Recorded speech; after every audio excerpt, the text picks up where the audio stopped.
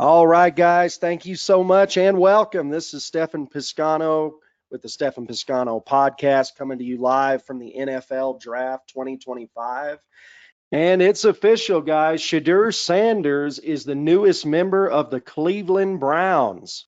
A lot of us thought this could have happened in round one, but it's coming in about 100 picks later than we thought, literally 100 picks later than we thought. This is shocking, guys. I'm not a huge college football fan. I love my Crimson Tide and I pop in and out. I guess Bill Simmons would call it a parachute fan.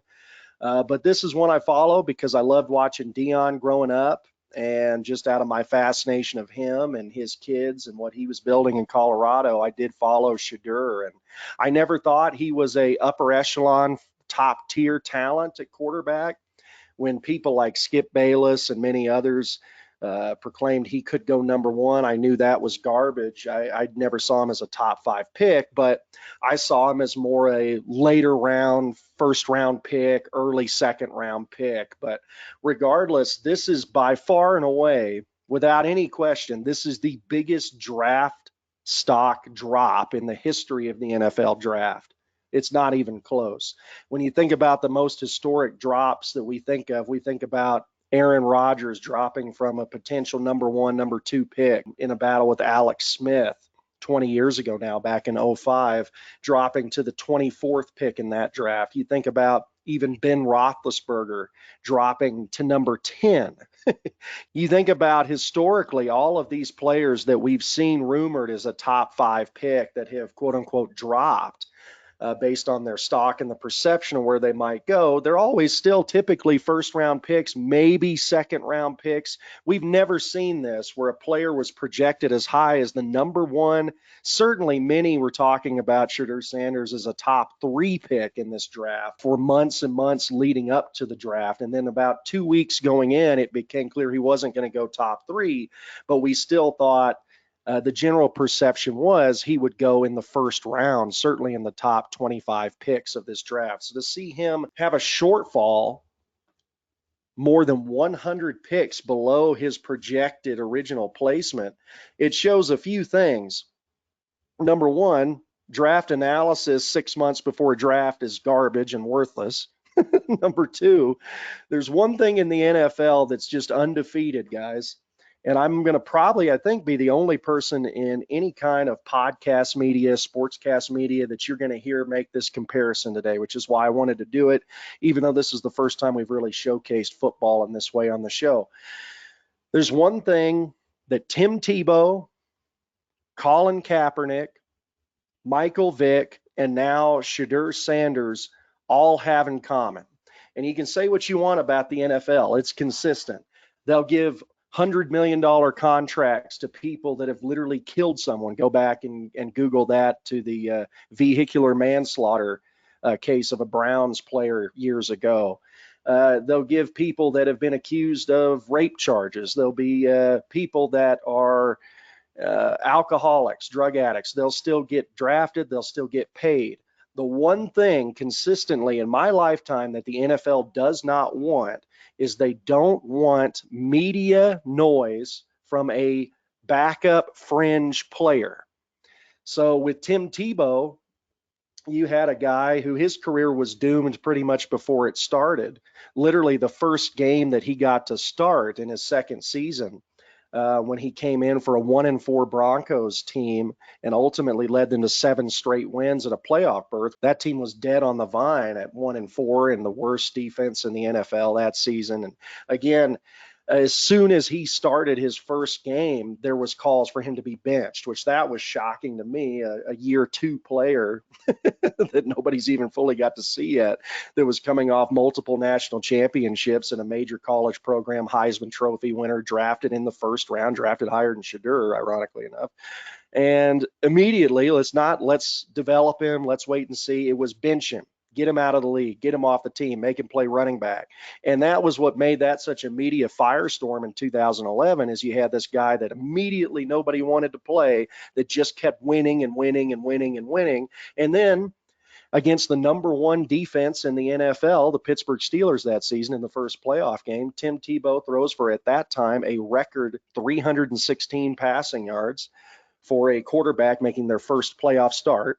That's the most passing yards ever in your first career playoff start. Wins that playoff game in the most wild, dramatic walk-off fashion. I remember watching at a hotel on 11/11, and never really gets an opportunity to play again. Why? Because there was so much media firestorm. He wasn't an obvious franchise quarterback. He was somebody that you had to build your offense around, maybe develop a bit, put some resources in, or be a backup. And that media attention was too much. It's the attention that the league doesn't want, that the teams don't want, unless you can back it up and have an opportunity to back. Now, Tim Tebow did back it up. He never started a game again. He came in that season, won 7 straight games for a 1-4 team, made the playoffs, won his first playoff game, and then never started an NFL game at quarterback again, ever, and was out of the league shortly thereafter.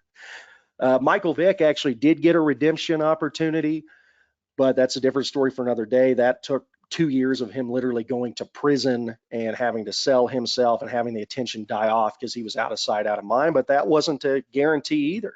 And I'm sure, and I've heard him talk about it, Michael Vick to this day feels like that was literally a blessing that Andy Reid and Donovan McNabb took a chance on him to bring him back in, because if they hadn't made that choice, he might have never played again. And then Colin Kaepernick, different deal. You're not going to find politically 2 more polarizing people that are polarizing opposites than Colin Kaepernick and Tim Tebow, but it's exactly the same thing. Colin Kaepernick, I'm in the minority to where I rooted against him long before anything to do with the flag, because he just wasn't very good. I lived in the San Francisco Bay Area. I was watching 49ers games on a regular basis. Alex Smith was a better player. At the time that Alex Smith got benched for Colin Kaepernick, he was leading the league in passer rating. True point. And they were 6-2, I believe. I'm going off of memory here, but they had a 6-2 record. He gets injured with a concussion protocol one game. They put Kaepernick in, never looked back. And yes, he took him to a Super Bowl with a stacked team, an incredible coach with Harbaugh. Alex Smith did the same thing the season before, except he took them to the NFC Championship game, and their punt return team fumbled 2 punts in one game. I've never seen that before or since. 2 fumbled punt returns in that game. If not then Alex Smith the season before would have also taken that same team to the Super Bowl. But so he was always highly overrated as a player. When he got all of the firestorm of media attention from kneeling for the flag, then he did get blackballed, just like Tim Tebow. Tim Tebow got blackballed, not because of the play not warranting him being a backup quarterback, because both Tim Tebow and Colin Kaepernick, I think their skill sets are actually shockingly similar, and I think I'd put them in that same tier, to where they have a little winning intangible. They're great runners.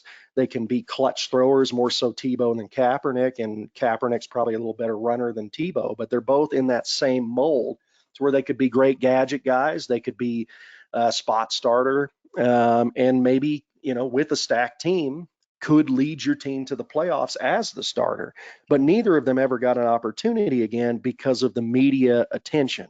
That's the same thing that's happened here, in my opinion, with Shedeur. Is he a first round grade? Debatable. Probably not. It's borderline. Is he a top 100 pick? Of course he is. Of course he is. There's no debate about that. But you're getting a guy who you don't know exactly what he is. He's fringe, just like Tebow, just like Kaepernick, to where you don't know if he's going to be your third stringer, your backup. Is he going to be a spot starter, or is he going to be your franchise guy? And if you pick him, the media attention is going to be nonstop for you to pick what he is, tell us what he is, and stick with it. And if the media doesn't back it up, because so many people, including me, love Deion Sanders, we're rooting for him. So you're going to have people like Skip Bayless, before they even open training camp, saying he needs to be the starter. You're still going to have that. You can have him be the 112th pick in the draft, the 121st pick in the draft. He could have been Mr. Irrelevant. It doesn't matter. You're going to have some people, I guarantee you, Skip Bayless is going to say at some point, regardless of where he had been picked, that he needs to be your starter on on day one, or he needs to be your starter during this coming season in his rookie season. And that's a distraction. That's the consistency that the NFL has never wanted that in their locker room and on their team. So that's what's happened here. I've never cared for it. I would have loved to see, and I think it robs fans of opportunities to see players we want to see. I would have loved to see Tebow, how he would have followed up that incredible year.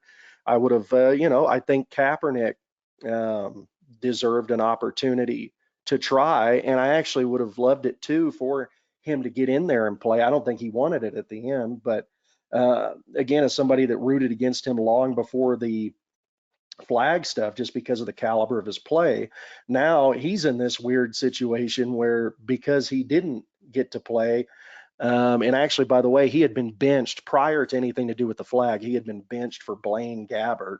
Google it if you don't remember. Just for performance, not for injury, purely for performance, bench for Blaine Gabbert. So that says something. But he's been propped up that he was a better player than he actually was. I would have loved to actually see him on the field and remind people of the caliber of player he was. Thankfully, we did at least get my guy Michael Vick back in there and had some great moments to wrap up his career, which I think he earned. And hopefully we get to see it with Shedeur as well, but time will tell, guys. I mean, this is one of those things that wouldn't surprise you if a year from now he is in that Jalen Hurts mold, to where Jalen dropped a little bit further than I thought he should have. And then he immediately, when he got an opportunity, turned the Eagles into a winner and ultimately a Super Bowl champion. And will it be that, or he could be out of the league in 2 or 3 years? Neither would surprise me. But thank you so much, guys. I'd really appreciate it if you'd subscribe to the YouTube channel and or the podcast on Apple or Spotify. We don't do a lot of sports, but we'd like to. So the only way that I can know that you'd like to hear more from us is if you please just hit that 100% free subscribe button. It takes 2 seconds to do, and it means a lot to us. Thank you much, and have a blessed weekend.